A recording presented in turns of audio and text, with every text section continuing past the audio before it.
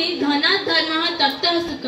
सम्मानीय सभापति महोदय, पूज्य गुरुजी और गुरुमा वृंद और उपस्थित थिबा मोर विचारक मंडली तथा मोर सान बड़ भाई भौणी माने, मु हेउची नवम श्रेणी छात्री स्वातिरेखा साहू।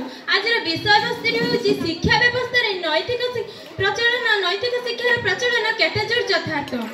शिक्षा शिक्षा हेउची तो मनुष्यर मौलिक अधिकार। शिक्षा हेउची मानव जातिर तार जीवनर अंधकार को दूर करी आलोक पथ देखा जाय थाए।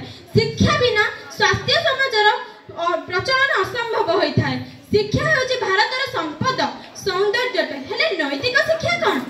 सर्वप्रथम भूमिष्ठ संतानर से कुआ कुआ राप तार ध्वनि तार गतिपथ रे निर्णय करबा संगे संगे नैतिक मानविकतार मूल्यबोध को संभावना सृष्टि करिता है। ए नैतिकता तार जन्मदात्री ठार ही आरंभ होई जीवनर शेष दीप पर्यंत मंथन जड़नर सहित तार विस्मृति लाभ करिता है।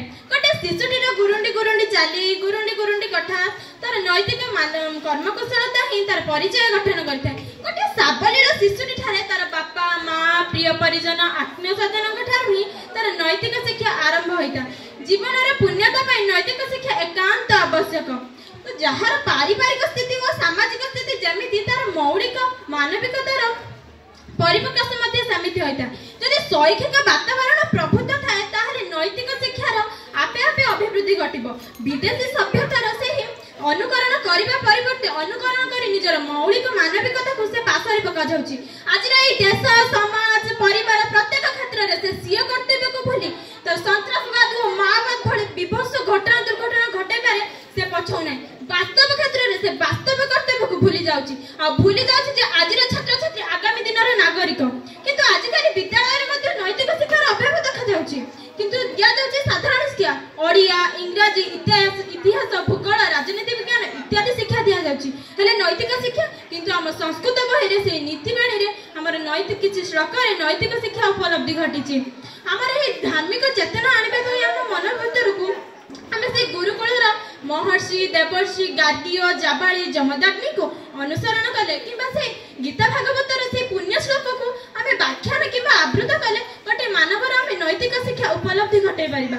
आज रे ध्वंसमुखी समाज को रक्षा करबा को हेले नैतिक शिक्षा एकांत आवश्यक। वसुधैव कुटुंबकम को सार्थक करबा को हेले ए विश्वर हमें नैतिक शिक्षा बल रे ही हमें सृष्टि करा जाय परबो। प्रत्येक क्षेत्र रे नैतिक शिक्षा होची आवश्यक पडुची।